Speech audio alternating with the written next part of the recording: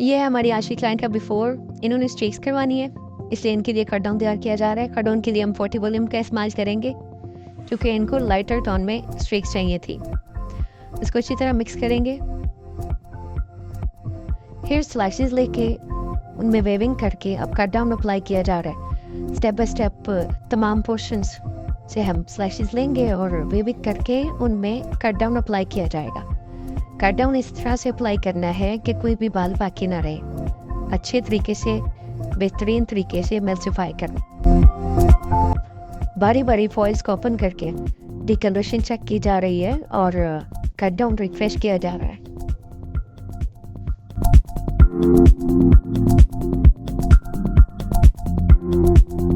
जो hair required level तक डिकलर हो चुके हैं उनमें से कट डाउन को रिमूव कर रहे हैं। 2 फिंगर्स और स्पंज की मदद से ऐसे खींच के बालों में से प्रोडक्ट को रिमूव कर दिया जाता है।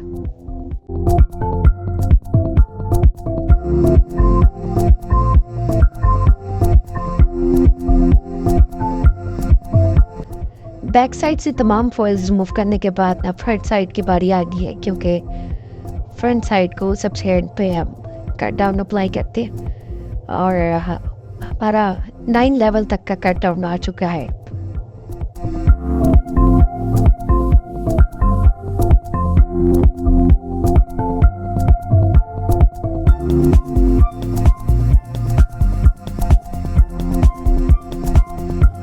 कट डाउन ट्रीटेड हेयर्स में से येलो और ऑरेंज टोन को रिमूव करने के लिए हम पर्पल वॉश कर रहे हैं। ये पर्पल वॉश जो है येलो और ऑरेंज टोन का एंटी कलर होता है, तो इससे कि टोन काफ़ी हद तक डिम हो जाती है। अब हम इनके स्ट्रीक्स पे फॉर्मेजी का 9NP, 9W और 9NC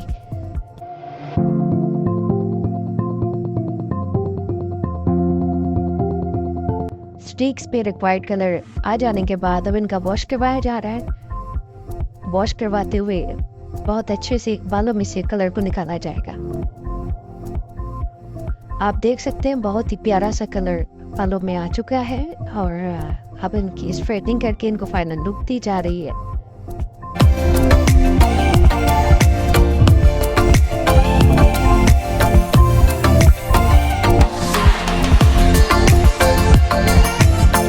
आयरन कंप्लीट होने के बाद ये है हमारा फाइनल रिजल्ट, जो कि देखने में बहुत ज़्यादा खूबसूरत लग रहा था।